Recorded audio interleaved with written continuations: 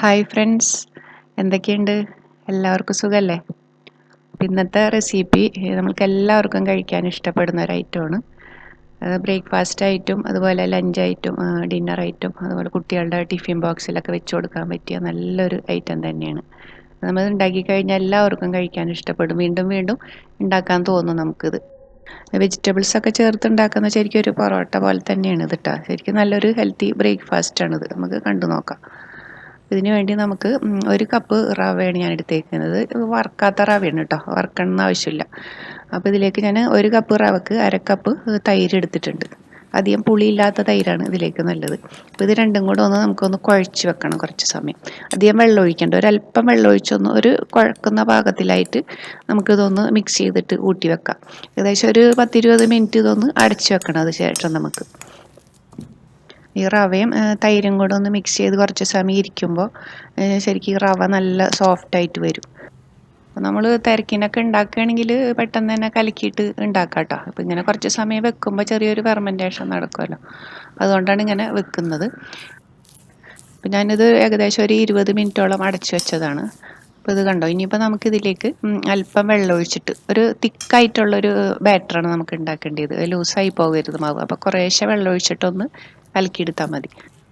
ഇപ്പോൾ ഈ അളവിൽ റവയും അതുപോലെ പച്ചക്കറികളും ചേർക്കുമ്പോൾ നമുക്ക് 3 അല്ലെങ്കിൽ 4 പേർക്ക് ഏകദേശം കഴിക്കാനുണ്ടാവും. പിന്നെ ഇതിലേക്ക് നമ്മൾ ഉപ്പ് ചേർത്തിട്ടില്ലല്ലോ, അപ്പോൾ ഉപ്പിട്ട് കൊടുക്കണം. പിന്നെ അതുപോലെ തന്നെ അല്പം മസാലപ്പൊടികളൊക്കെ ഇടുന്നത്. ഇതിൽ ആദ്യം മഞ്ഞൾപ്പൊടി ഇടുന്നുണ്ട്, അല്പം കളറൊക്കെ കിട്ടണം. 1/2 ടീസ്പൂണ് മഞ്ഞൾപ്പൊടിയും പിന്നെ 1/2 ടീസ്പൂണ് ജീരകം പൊടിച്ചത് ഇട്ട് കൊടുക്കുന്നുണ്ട്.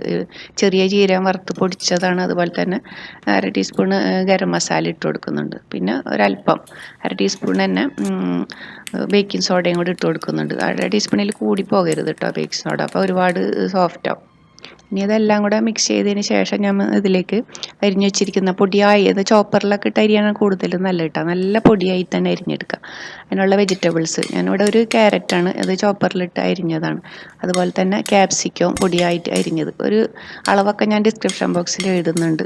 അതുപോലെ സവാള പൊടിയായി അരിഞ്ഞത്, പച്ചമുളകാണ് 2 എടുത്തിരിക്കുന്നത് കേട്ടോ. അതിന് പകരം നമുക്ക് ചതച്ച ഉണക്കമുളക് ഇട്ട് കൊടുക്കാം. പിന്നെ ഒരു തക്കാളി, മല്ലിയില നല്ലോണം തന്നെ ഇട്ട് കൊടുക്കാം. ഇതെല്ലാം കൂടെ നമുക്ക് മിക്സ് ചെയ്യാം. മല്ലിയിലയൊക്കെ ചേർക്കുമ്പോഴാണ് ഈ ഒരു ഉണ്ടാക്കി വരുമ്പോൾ കുറച്ച് നല്ലൊരു ഫ്ലേവറൊക്കെ വരുള്ളൂ. ഇപ്പോൾ ചെറിയ കുട്ടികളുള്ള വീട്ടിലൊക്കെ ആണെങ്കിൽ അവർക്ക് കൊടുക്കാനുള്ളതാണ് ഈ പച്ചമുളക് ഒഴിവാക്കാം കേട്ടോ. അതിന് പകരം നമുക്ക് കുരുമുളക് പൊടി അല്ലെങ്കിൽ കുറച്ച് ചതച്ച മുളകായിട്ട് എരിവിനനുസരിച്ച് ഇട്ട് കൊടുത്താൽ മതി. ഞാനിപ്പോൾ ഇവിടെ പച്ചമുളകാണ് 2 പൊടിയായി എരിഞ്ഞിട്ടാണ് ഇട്ടിരിക്കുന്നത്. അതിലേക്ക് ഒരല്പം വെള്ളം ഒഴിച്ചിട്ട് നമുക്ക് ഈ ഒരു തിക്കായിട്ട് തന്നെ ഇത് കലക്കിയെടുക്കണം. ഇനി നമുക്കിത് ചുട്ടെടുക്കാം. അതിനുവേണ്ടി ഒരു ഫ്രൈ പാനാണ് ഞാൻ വെച്ചിരിക്കുന്നത് കേട്ടോ. ഇതിപ്പോൾ നല്ല മയമുള്ള ദോശക്കല്ല് ഇരുമ്പിൻ്റെ ചട്ടിയൊക്കെ ആണെങ്കിൽ കൂടുതൽ നല്ല മൊരിഞ്ഞ് കിട്ടും. ഇപ്പോൾ ഞാൻ ഫ്രൈ പാൻ വെച്ച് ചൂടായപ്പോൾ 2 ടീസ്പൂണോളം വെളിച്ചെണ്ണ ഒഴിച്ചു കൊടുത്തിട്ടുണ്ട്. അല്പം ഓയിൽ അതിലേക്ക് വേണം. ഞാനിപ്പോൾ ഇത് 2 ആയിട്ടാണ് ഉണ്ടാക്കുന്നത്. അപ്പോൾ ഇതിലെ പകുതി മാവ് ഞാനിതിലേക്ക് ഒഴിച്ചിട്ട് നല്ല തിക്കായി തന്നെ പരത്തിയെടുക്കണം. ഇത് അധികം ലൂസാവരുത്, അതാണ്. ഇതുപോലെ നല്ല കട്ടിയിൽ തന്നെ കലക്കിയാലോ നമ്മൾക്കിത് പെർഫെക്റ്റ് ആയിട്ട് വരുള്ളൂ. അധികം ലൂസായാൽ ശരിക്കും ഇത് വെന്ത് കിട്ടാൻ കുറച്ച് പണിയാവും. അപ്പോൾ ഞാനൊരു ഫ്ലേവറിന് വേണ്ടി കുറച്ച് കറിവേപ്പില ഇട്ട് കൊടുക്കുന്നുണ്ട് കേട്ടോ. അത് നിർബന്ധമില്ല. അപ്പോൾ ഇത് വെന്ത് വരുമ്പോൾ നല്ലൊരു സ്മെല്ലുണ്ടാവുമല്ലോ. അപ്പോൾ ഇതിലേക്ക് ശരിക്കും തീ കുറച്ച് വെച്ച് ഒരു മീഡിയം ഫ്ലെയിം ഇട്ടിട്ട് നമ്മൾ വേവിച്ചെടുക്കണത് ശരിക്കും. അപ്പോൾ ഇതിൻ്റെ കറക്റ്റ് ടൈമായിട്ട് നമുക്ക് പറയാൻ പറ്റില്ല. അപ്പോൾ നമ്മളിത് ഒഴിച്ചതിന് ശേഷം ഏകദേശം ഒരു 10 മിനിറ്റിനുള്ളിൽ നമ്മളിതൊന്ന് മൂടി പൊക്കി നോക്കണം. അപ്പോൾ നമുക്ക് ഇതിൻ്റെ സൈഡൊക്കെ വിട്ടിരിക്കുന്നുണ്ടാവും കണ്ടോ. ഇപ്പോൾ ഫ്രൈ പാൻ ആകുമ്പോൾ പെട്ടെന്ന് തന്നെ ഇതുപോലെ വരുമല്ലോ, നോൺ സ്റ്റിക്കിൻ്റെ പാൻ ആകുമ്പോൾ.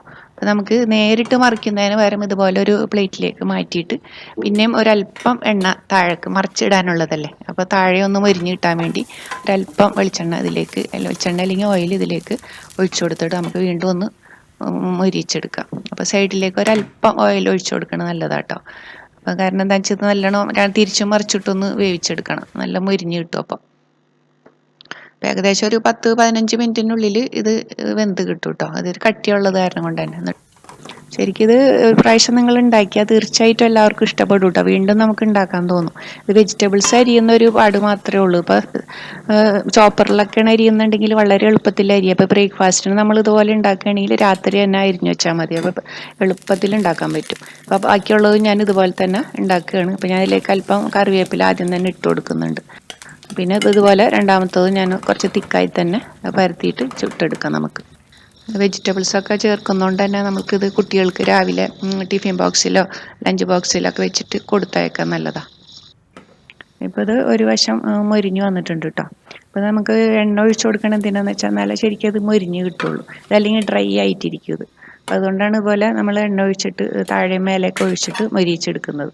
അപ്പോൾ കഴിക്കാനും രുചിയായിരിക്കുള്ളൂ. തീർച്ചയായിട്ടും എല്ലാവരും ഉണ്ടാക്കി നോക്കണം കേട്ടോ, നിങ്ങൾക്ക് ഇഷ്ടപ്പെടാതിരിക്കില്ല. ഇനിയിപ്പോൾ വെജിറ്റബിൾസ് നിങ്ങൾക്കിത് കൂടുതലായി തോന്നുകയാണെങ്കിൽ നമ്മൾ ഇഷ്ടത്തിന് കുറേശ്ശെ ഇട്ട് കൊടുത്താൽ മതി. അപ്പോൾ എങ്ങനെ ഉണ്ടാക്കിയാലും നല്ലതായിരിക്കുള്ളൂ. ഇത് കഴിക്കാൻ പ്രത്യേകിച്ച് കറികളൊന്നും ആവശ്യമില്ല. ജസ്റ്റ് ഒരു വേണമെങ്കിൽ തേങ്ങാ ചട്നിയോ അതല്ലെങ്കിൽ സോസോ എന്തെങ്കിലും മുക്കി കഴിക്കാം. ശരിക്കും ഇത് കറി ഇല്ലാതെ തന്നെ നമുക്ക് കഴിക്കാൻ പറ്റുന്നതാണ്. ഇനി നമുക്കിത് കുറച്ച് ചൂടാറിയതിന് ശേഷം ഒന്ന് കട്ട് ചെയ്തെടുക്കാം. കണ്ടോ, നല്ല തിക്കായിട്ട് തേങ്ങാ ചട്നി ഉണ്ടാക്കിയിട്ടുണ്ട് ഞാൻ. ഇപ്പോൾ ഇത് മുക്കി കഴിച്ചാലുണ്ടല്ലോ അടിപൊളിയായിരിക്കുള്ളൂ. അപ്പോൾ നിങ്ങൾ തീർച്ചയായിട്ടും ഇതുവരെ ഉണ്ടാക്കി നോക്കാത്തവരൊന്ന് ട്രൈ ചെയ്ത് നോക്കണം കേട്ടോ. എന്നിട്ട് ഇഷ്ടപ്പെടുകയാണെങ്കിൽ അതിൻ്റെ ഫീഡ്ബാക്ക് അറിയിക്കുക. നിങ്ങളെ ഫ്രണ്ട്സിനും ഫാമിലിക്കൊക്കെ ഷെയർ ചെയ്ത് കൊടുക്കാനും മറക്കരുത്. ശരിക്കും ഇത് ചുട്ടു വെച്ചിരിക്കുന്ന കാണുമ്പോൾ ഒരു പൊറോട്ടയുടെ ലുക്കൊക്കെ തോന്നുന്നില്ലേ? എനിക്കങ്ങനെ തോന്നുന്നുണ്ട് കേട്ടോ. അപ്പോൾ തീർച്ചയായിട്ടും ഇതുവരെ എൻ്റെ ചാനൽ സബ്സ്ക്രൈബ് ചെയ്യാത്തവരുണ്ടെങ്കിൽ ഒന്ന് സബ്സ്ക്രൈബ് ചെയ്യാൻ മറക്കരുത്. നിങ്ങളുടെയൊക്കെ ഒരു സപ്പോർട്ട് ഉണ്ടെങ്കിലോ എനിക്ക് കുറച്ചും കൂടെ ഒന്ന് മുന്നോട്ട് പോകാൻ പറ്റുള്ളൂ. അപ്പോൾ ഇനി പുതിയൊരു റെസിപ്പി ആയിട്ട് അടുത്ത വീഡിയോയിൽ കാണുന്നവരെ take care and bye bye.